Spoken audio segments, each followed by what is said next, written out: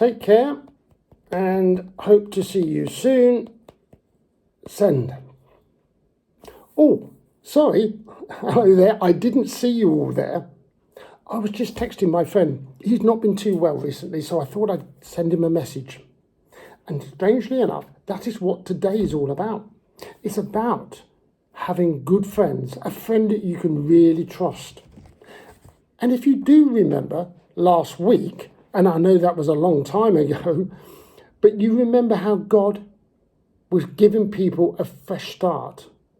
And in return, because they're having a fresh start, people started trusting God and God becoming their friend.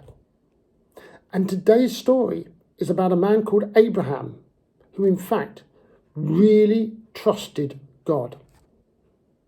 But before the story, you know what comes next? It's the wrap. Are you ready? Let's open the book. Let's take a look. Let's listen and see. A good God can be. Let's take a look. Let's open the book. Let's open the book. Let's take a look. Let's listen and see. How good God can be. Let's take a look. Let's open the book. I have been practicing. You wouldn't have thought that though, would you? But well done you. You got it right. So today's story is called God's Friend. You see, Abraham was rich. He was very rich. He had lots of servants to do all the work for him. And he had lots of camels and lots of sheep. And he lived with his wife in a very nice place called Haran.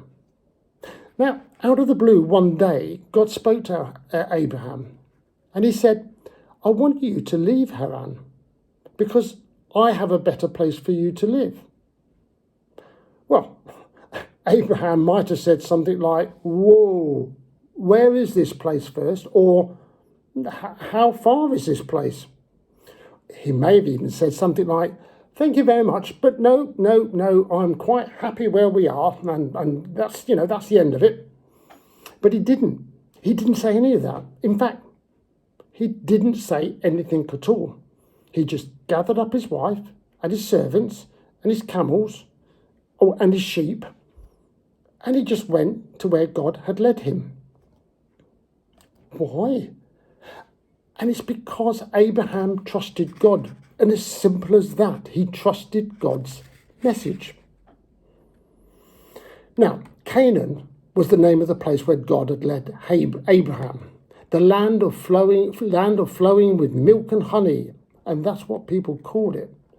Which basically means it had many cows, goats and bees and plenty of flowers and some beautiful lush grass for the animals to eat. In fact, altogether a much prettier place, even nicer than Haran. And Abraham liked it there very much indeed. But there was a problem. Abraham, you see, didn't have any children. And besides that, both he and his wife Sarah are, kind of very old indeed. In fact, very old. Grandma, granddad, very old. And some say even older than that. But Abraham trusted God. And so one night God said to him, Abraham, look up. And he did. You see the stars? Well, one day you will have so many children and grandchildren and great-grandchildren that counting the stars will be an easy job compared to counting all of your children. God went on to say, Abraham, look down. So he did. Do you see the ground? One day you will have more members of your family there than the stones on the ground. What did Abraham do this time? Well, actually, he chuckled. He started laughing. He couldn't stop laughing. He was giggling very much indeed. And he said, what? Me and my wife? Me? Have children? We're far too old for that. But in fact, God wasn't joking. You will indeed have a son, he said. And through your family, I will do some wonderful things for the world. So Abraham again trusted God. And it wasn't long before God sent 3 messengers to come and visit him. Abraham was very kind to them. He washed their feet, which was actually a very polite thing to do in those days. He served them with some fresh baked bread and some lovely beef creamy stew. It was very delicious. And as the visitors were leaving, they were patting their tummies and wiping their mouths. They said, "We will be back next year, and when we return, Sarah will give birth to a son." Well, someone else was laughing, in fact, giggling very loud indeed, and it wasn't Abraham. This time it was Sarah. She had been actually listening in the tent nearby. Well, a year later, when God's promise came true, their baby was born.